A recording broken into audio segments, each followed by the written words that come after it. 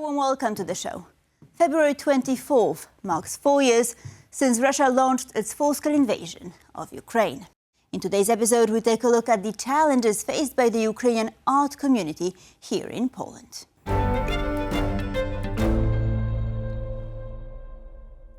Forced from their homeland by the Russian invasion, many Ukrainian artists have found a second home right here in Poland. But rebuilding a life and career in a new country is never simple. Jastrzębski has the story.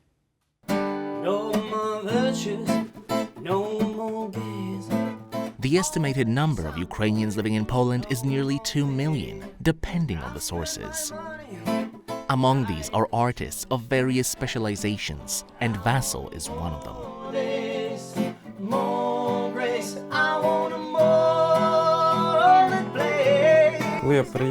When I moved to Poland, I was only 16 years old. The invasion left me without a home. For the first few months, I didn't know what to do because everything was so new. At that time, I was staying with a Polish family who noticed my talent for the guitar and decided to raise money to buy me one. After that, I started going to music events.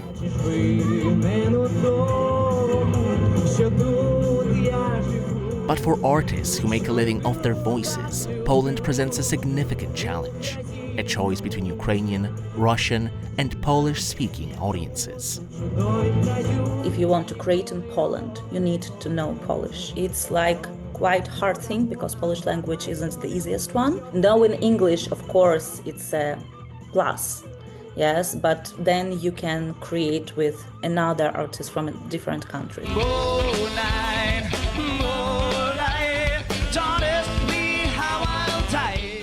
Which is exactly what Vasil has done with his band, Karlen and Co.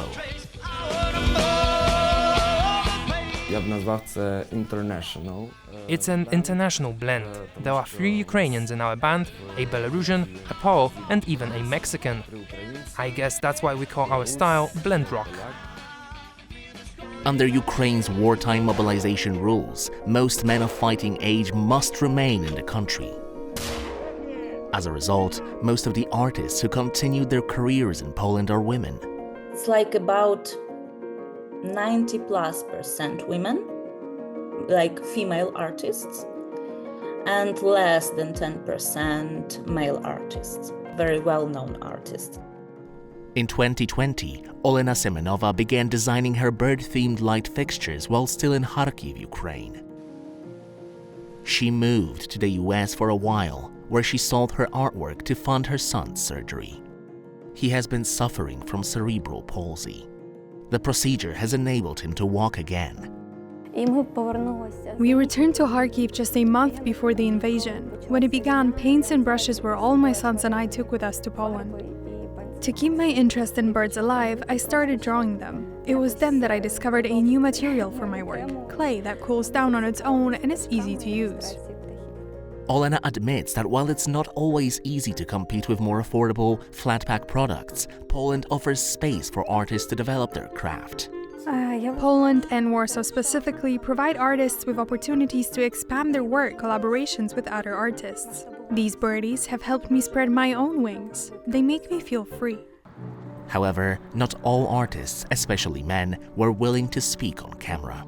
Hello, nice to meet you. Unfortunately, I have to refuse because moving and living in Poland is a sensitive topic. Most of my friends and audience are in Ukraine, so I'd like to avoid getting any hate.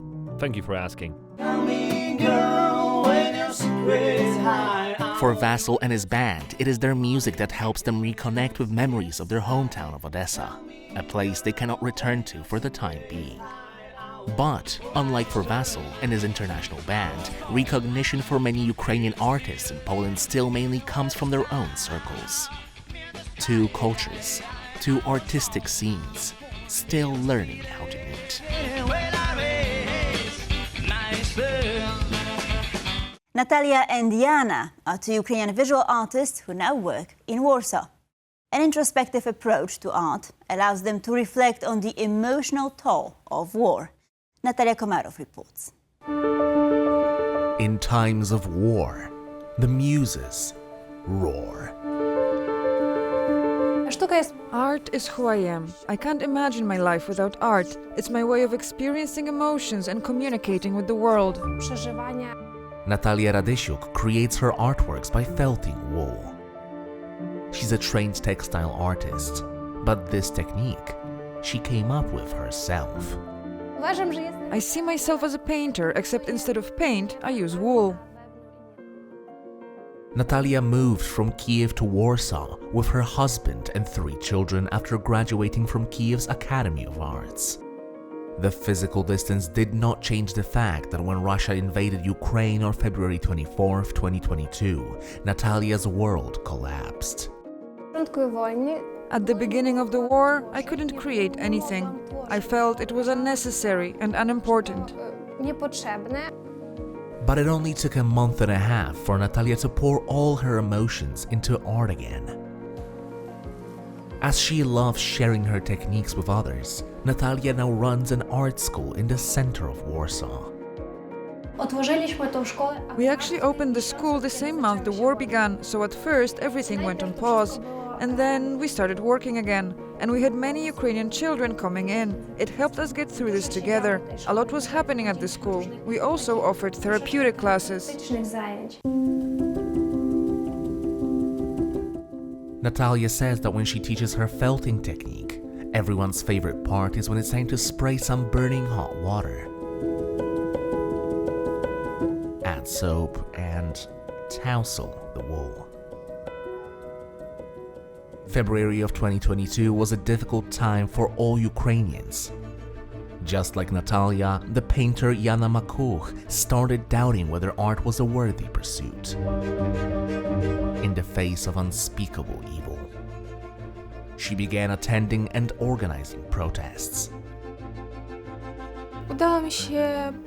I managed to pull myself together and realize that art has the greatest power at moments like this. It can help me get through what is happening.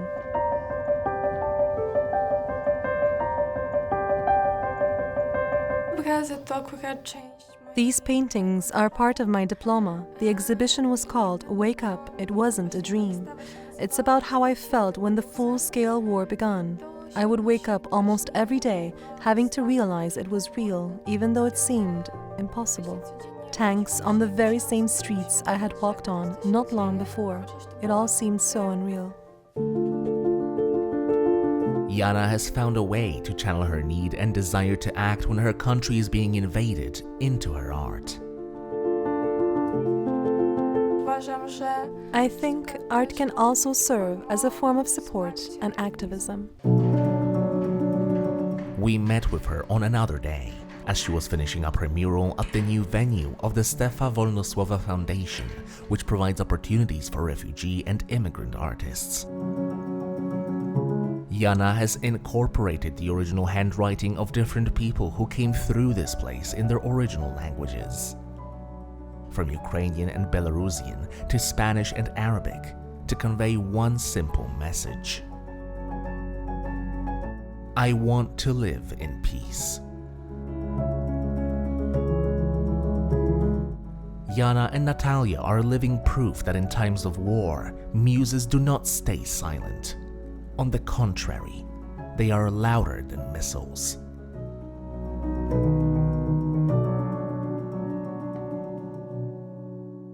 The Warsaw Philharmonic presented an ambitious program last week, featuring among others 13th Symphony by Dmitri Shostakovich.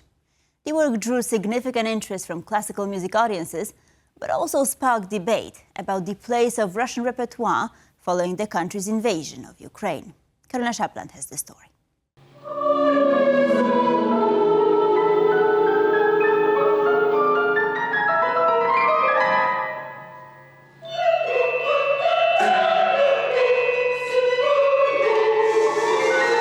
The evening's programme at the Warsaw Philharmonic opened with a work by the French composer Olivier Messiaen, written for an all-female choir and intended to evoke a vision of divine love. The mood then changed.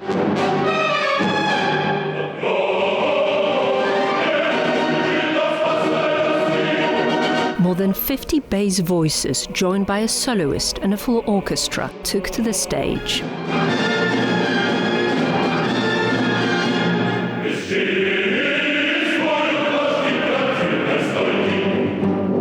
Referred to as the Babi Yar Symphony, it is a major 20th century work by the Russian composer Dmitri Shostakovich. The piece recalls the mass killing of Jews outside Kiev during the Second World War. Since Russia's full-scale invasion of Ukraine, the performance of Russian music in Poland has become a sensitive issue for cultural institutions and audiences alike. For the evening's conductor, Maestro Metzmacher, the symphony's subject matter makes it particularly relevant at a time like this. Especially when there's talk about somebody knocking at your door, which is this image which Shostakovich took with him all his life. The fear that somebody would come and arrest him. And then the music always is so strong. Others, including the musicologist Professor Edward Sielicki, point out that Shostakovich spent much of his life under pressure from the Soviet state.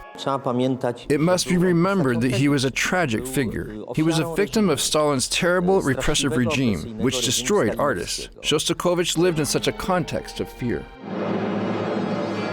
For Ukrainian musicians, decisions about repertoire during a war with Russia can be especially difficult, involving far-reaching artistic and personal considerations. Since the war in Ukraine began, I have stopped performing Russian music. For a long time, this was the rule in Poland as well, in theaters and philharmonics, though recently that started to change and Russian repertoire is being played again. For me, stepping back from performing Russian works is a personal choice, and it comes at a cost. Similar questions were on the minds of some members of the audience here tonight. It pains me a great deal that his pieces are performed so rarely, in fact, almost never. As a symbol of resistance against imperialist Russia, Shostakovich should be played at least once a month. I was definitely thinking about the current political situation, but musically, Shostakovich won the concert.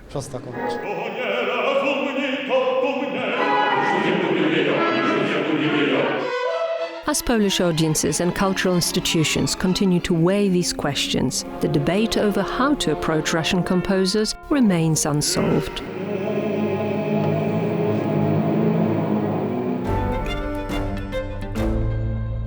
And now it's time for Culture Beats. Across Asia, millions of people are celebrating the start of Chinese New Year, also known as the Spring Festival. And while Poland's Chinese community is fairly small, the traditions are being observed here as well. Folk dancers from the Chinese province of Hubei performed in Poland amid celebrations of the Lunar New Year, or the Spring Festival as it is known in China. Chinese people cherish the Spring Festival very much. It is the most important tradition for us Chinese, and the holiday also carries the most precious cultural values of the Chinese people.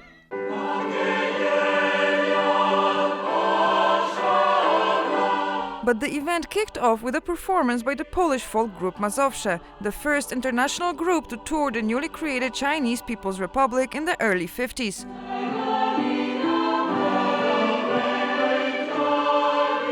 Then, the dancers from Hubei took the stage to perform a Han opera, as well as folk songs and dances from the region. I'm a sinology student in University of Warsaw, so we are just interested in this type of stuff. Many Chinese nationals living in Poland flocked to Karolin for the performance. But there might have been a second, equally important reason. I miss Chinese food a lot, especially during the Chinese New Year. We would love to have some Chinese food. And sometimes they will have those Chinese buffet. I'm from the north. Dumplings are our most traditional dish for New Year's. We know that Poles also eat dumplings. It's something we have in common. Maybe one day we can hold a dumpling making competition. While the Spring Festival celebrations stretch across the whole month, it was on February 17 that China said goodbye to the Year of the Snake and welcomed the New Year of the Fire Horse, symbolizing freedom, courage and vitality. And with this we conclude Pulse of Culture. Thank you for watching, and please stay tuned for more here on TVP World.